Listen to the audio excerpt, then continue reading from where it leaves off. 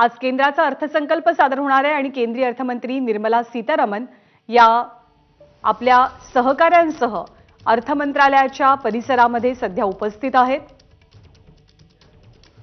बजेटची प्रत त्यांच्या हातामध्ये आहे आणि अर्थातच थोड्या वेळामध्ये कॅबिनेटची बैठक सुद्धा पार पडेल। लोकसभेमध्ये त्या 6वा अर्थसंकल्प सादर करतील।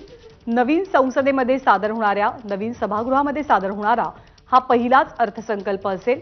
मोरारजी देसाई यांनी आजवर अर्थमंत्री म्हणून 6 वेळेला बजेटचं सादरीकरण केलं आणि आज अर्थमंत्री निर्मला सीतारामन त्याच विक्रमाशी बरोबरी करतील।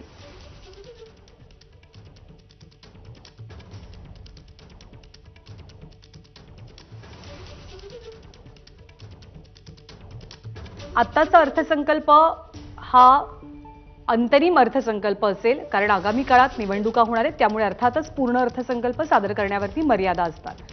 आधी हा अर्थसंकल्प केंद्रीय अर्थमंत्र्यांच्या हातात एका ब्रीफकेसमध्ये असायचा। ती ब्रिटिश काळापासूनची पद्धत होती, परंतु आता ही छोटीशी चोपडी आलेली आहे की ज्याच्यामध्ये अर्थसंकल्पाची एक प्रत ठेवली जाते। अर्थमंत्री कदाचित माध्यमांशी संवाद सुद्धा साधू शकतात। त्या थेट रवाना होणार आहेत। बहुधा केंद्रीय कॅबिनेटची एक बैठक होणार आहे आणि त्यानंतर लोकसभेमध्ये सकाळी 11 वाजता अंतरिम अर्थसंकल्पाचं सादरीकरण निर्मला सीतारामन करतील।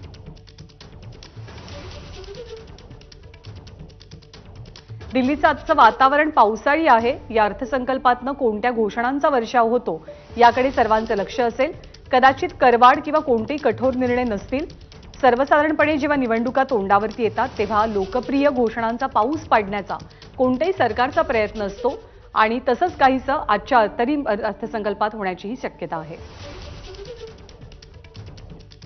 आपले प्रतिनिधी सोमेश कोलगे सध्या आपल्या सोबत आहेत। सोमेश, अर्थ मंत्रालयातनं ही सगळी मंडळी आता बाहेर पडलेली आहेत।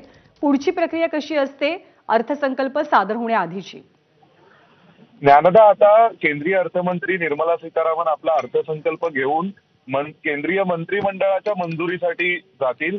सकाळी 10 वाजता केंद्रीय मंत्रिमंडळाची बैठक आहे आणि या बैठकीमध्ये हा अर्थसंकल्प मंत्रिमंडळाच्या मंजुरीसाठी ठेवला जाईल। अर्थसंकल्प म्हणजे सुद्धा एक प्रकारचं अर्थविधेयक असतं, त्यामुळे त्या विधेयकाला मंजुरी घेण्याची आवश्यकता असते आणि ते बिल केंद्रीय कॅबिनेटने मंजूर केल्यानंतर मग हा अर्थसंकल्प संसदेसमोर सादर केला जाईल। त्यामुळे आता केंद्रीय अर्थमंत्री या परंपरेनुसार सर्व अधिकारी ज्यांनी या अर्थसंकल्पासाठी काम केलेलं असतं, गेले 1-2 महिने अनेक जण हे या अर्थसंकल्पावर काम करत असतात आणि काम करत असताना त्यांचे मोबाईल फोन त्यांच्याकडे नसतात, त्यांच्या कुटुंबियांशी त्यांचा संवाद नसतो आणि इतक्या नंतर तयार केलेल्या अर्थसंकल्पाच्या सर्व अधिकाऱ्यांसोबत एक फोटो केंद्रीय अर्थमंत्री काढतात, त्यांच्यासह चहा पितात आणि त्यानंतर मग हा अर्थसंकल्प घेऊन केंद्रीय अर्थमंत्री आणि जर त्यांच्यासोबत केंद्रीय अर्थ राज्यमंत्री हे केंद्रीय मंत्रिमंडळाकडे आपला बजेट घेऊन जातात आणि मग केंद्रीय मंत्रिमंडळाकडून मंजुरी घेतल्यावर सकाळी आज 11 वाजता लोकसभेच्या मंजुरीसाठी म्हणून हा अर्थसंकल्प लोकसभेत सादर केला जाईल। धन्यवाद सोमेश या सगळ्या माहितीबद्दल। 11 वाजता सादरीकरण होणार आहे, परंतु त्यापूर्वी अर्थातच केंद्रीय मंत्रिमंडळाची एक बैठक होईल, अर्थसंकल्पाला मंजुरी दिली जाईल। या अर्थसंकल्पात दडलंय काय याची उत्सुकता आहे आणि या बातमीनंतर बुलेटिनमध्ये वेळ झाली।